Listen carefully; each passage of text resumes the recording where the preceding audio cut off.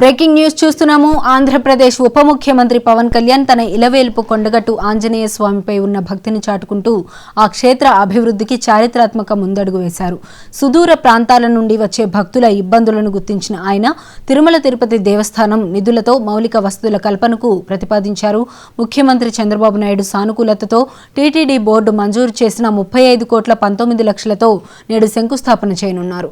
ఒకేసారి 2,000 మంది దీక్ష విరమణ చేసే మండపం, 96 గదుల భారీ సత్రం నిర్మాణంతో కొండగట్టు రూపురేఖలు మారనున్నాయి.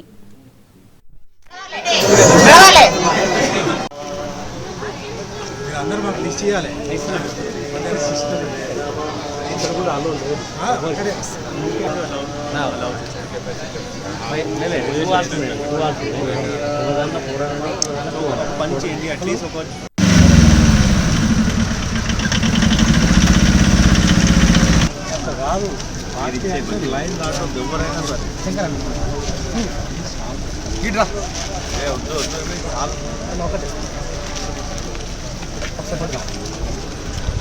నమస్తే మిమ్మల్ని అడుగుడు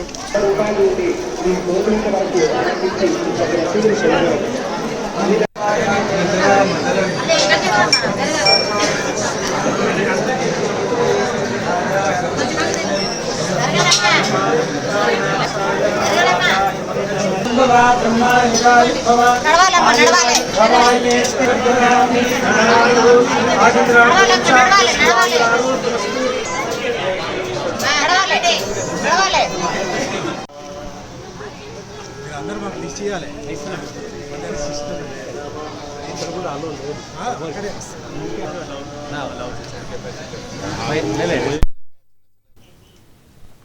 అంజన్న క్షేత్రంలో ఆధ్యాత్మిక కార్యక్రమం అనంతరం పవన్ కళ్యాణ్ రాజకీయాలపై దృష్టి సారించనున్నారు. తెలంగాణ పంచాయతీ ఎన్నికల్లో జనసేన మద్దతుతో గెలిచిన సర్పంచులు, వార్డు సభ్యులతో ఆయన ప్రత్యేకంగా భేటీ కానున్నారు. కొడిమ్యాల సమీపంలోని రిసార్ట్లో జరిగే ఈ సమావేశం తెలంగాణలో జనసేన పార్టీ భవిష్యత్తు కార్యాచరణకు దిశానిర్దేశం చేయనుంది. కేవలం ఆధ్యాత్మిక పర్యటనగానే కాకుండా పార్టీ కేడర్లు ఉత్సాహం నింపేలా ఈ పర్యటన సాగనుంది. ఏపీ, తెలంగాణ నాయకుల సమన్వయంతో ఈ కార్యక్రమం అత్యంత ప్రాధాన్యత సంతరించుకుంది.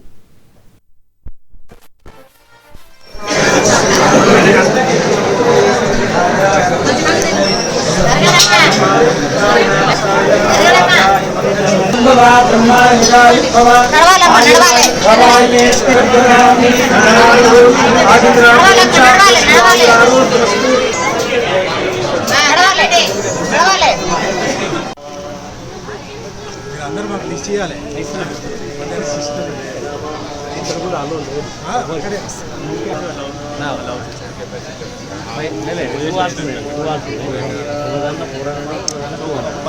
అట్లీస్ట్ ఒక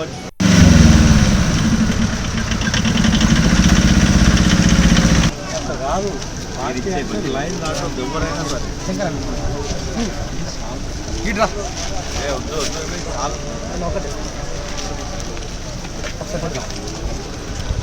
నమస్తే. ఆంధ్రప్రదేశ్ ఉప ముఖ్యమంత్రి పవన్ కళ్యాణ్ తన ఇలవేల్పు కొండగట్టు ఆంజనేయ స్వామిపై ఉన్న భక్తిని చాటుకుంటూ ఆ క్షేత్ర అభివృద్ధికి చారిత్రాత్మక ముందడుగు వేశారు. సుదూర ప్రాంతాల నుండి వచ్చే భక్తుల ఇబ్బందులను గుర్తించిన ఆయన తిరుమల తిరుపతి దేవస్థానం నిధులతో మౌలిక వసతుల కల్పనకు ప్రతిపాదించారు. ముఖ్యమంత్రి చంద్రబాబు నాయుడు సానుకూలతతో టీటీడీ బోర్డు మంజూరు చేసిన 35,19,00,000తో నేడు శంకుస్థాపన చేయనున్నారు. ఒకేసారి 2,000 మంది దీక్ష విరమణ చేసే మండపం, 96 గదుల భారీ సత్రం నిర్మాణంతో కొండగట్టు రూపురేఖలు మారనున్నాయి.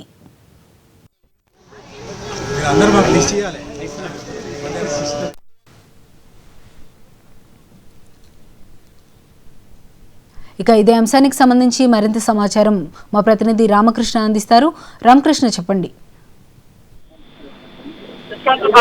ఏపీ డిప్యూటీ సీఎం మరికొద్దిసేపట్లోనే కొండగట్టు ఆంజనేయ క్షేత్రానికి చేరుకోనున్నారు. ఇప్పటికే ఆయన హైదరాబాద్ నుంచి బేగంపేట ఎయిర్పోర్ట్ కు రానున్నట్టు తెలిసింది. సో మొత్తంగా అయితే మరికొద్దిసేపట్లో ఆయన పర్యటన కొండగట్టులో ప్రారంభం కానుంది. మొదటగా ఆయన కొండగట్టు ఆంజనేయ క్షేత్రాన్ని దర్శించుకొని అక్కడ దైవ దర్శనం అనంతరం ఆయన నేరుగా ఇక్కడ కొల్లగట్టు అజల దిగువ ప్రాంతంలో ఉన్నటువంటి వైజంక్షన్ దారిలో ఉన్నటువంటి ఏదైతే 96 గదుల నిర్మాణానికి శంకుస్థాపన చేస్తారో ఆ తర్వాత ఆయన నేరుగా బృందావన్ రిసార్ట్స్ కి వెళ్లి అక్కడ జనసేన నేతలు కార్యకర్తలు కూడా సమావేశమవుతారు.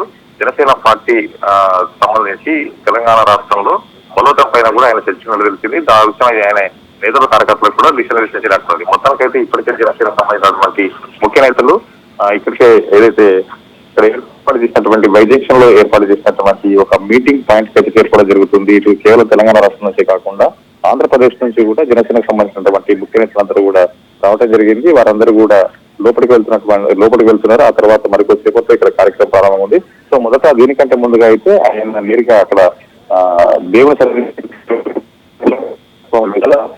ఇక్కడ శంకుస్థాపన కార్యక్రమం జరుగుతుంది. అంటే మొత్తంగా అయితే కొండగట్టు ఆంజనేయ క్షేత్రంలో ఈ గదుల వసతులకు సంబంధించి కూడా పూర్తిగా భక్తులు అవసరకరంగా ఎదుర్కొంటున్నటువంటి సందర్భంలో ఈ రోజు దాదాపుగా నిధులతో 96 గదుల నిర్మాణం ఇక్కడ జరగనుంది. అదేవిధంగా మాలా విరమణకు సంబంధించి ఇక్కడ భవనం కూడా నిర్మించనున్నారు. సో మొత్తానికైతే ఇప్పుడు శిక్షణ.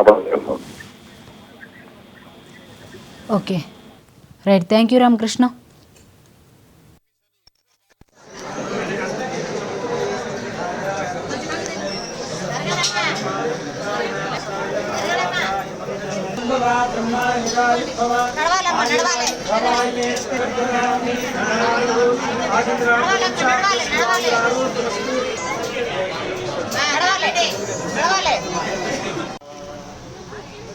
అందరూ మాకు లిస్ట్ చేయాలి.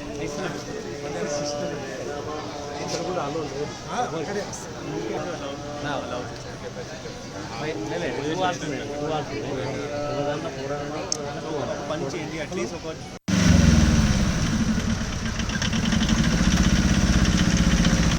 కాదు లైన్ దాంట్లో ఎవరైనా సరే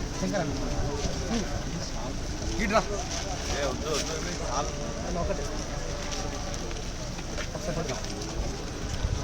నమస్తే. మిమ్మల్ని అడుగుడు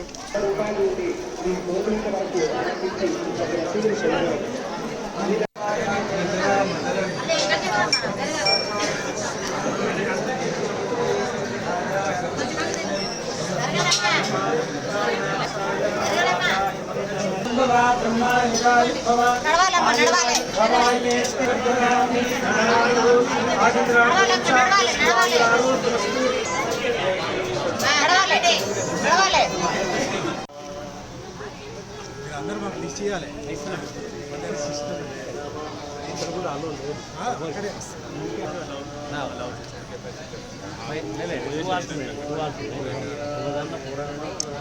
పంచి అట్లీస్ట్ ఒక